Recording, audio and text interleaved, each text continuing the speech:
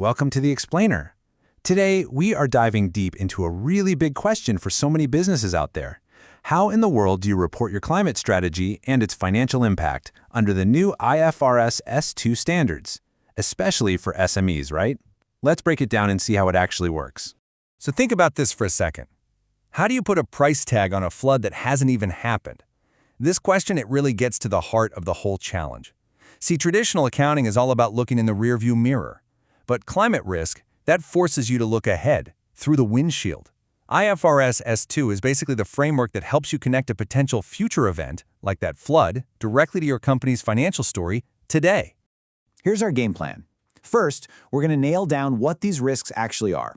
Then, we'll look at how they could impact your specific business model and how that shapes your transition plan.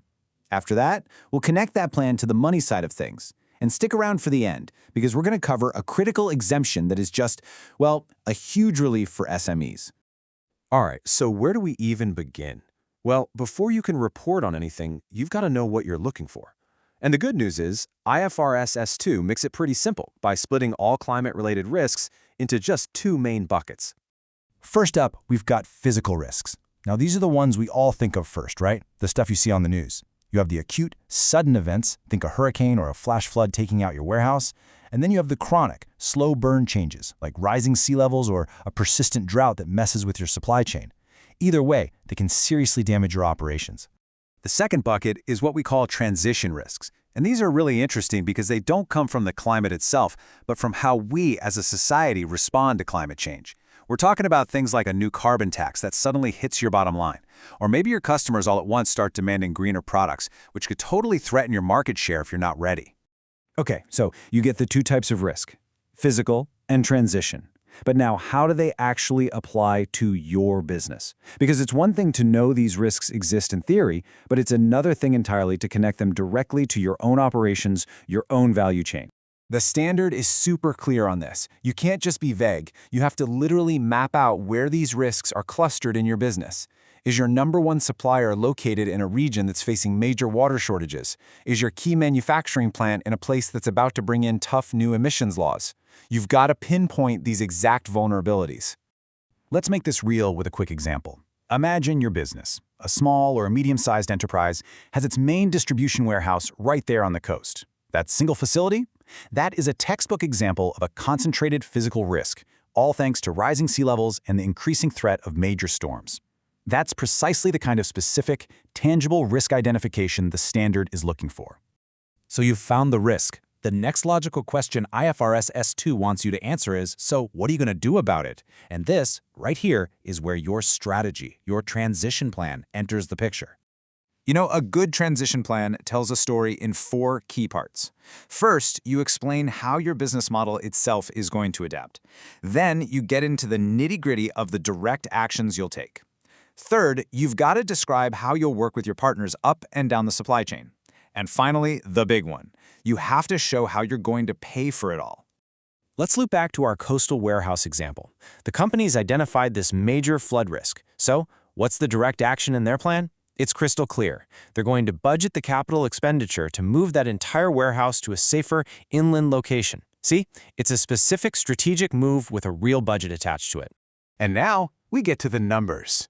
Because a great strategy is, well, it's great, but investors, lenders, your bank, they want to see the financial implications. How does your plan to move that warehouse actually show up on your financial reports? The standard asks you to tell 2 different financial stories. First, there's the story of right now. How have climate issues already affected your finances in this reporting period? But honestly, the more important story is the one about the future. How do you anticipate these risks, and your strategy will affect your finances over the short, medium, and long term? So in our example, the cost of moving that warehouse isn't a current expense, right? The money hasn't actually been spent, but it is a huge anticipated financial effect. Disclosing that planned capital expenditure and explaining how you're going to fund it, that shows everyone you're not just reacting, you're thinking ahead. Okay, I can practically hear what some of you might be thinking right now. Anticipated financial effects? I don't have a crystal ball. I don't have a whole team of financial analysts. And you know what? The people who wrote the standards, they got that.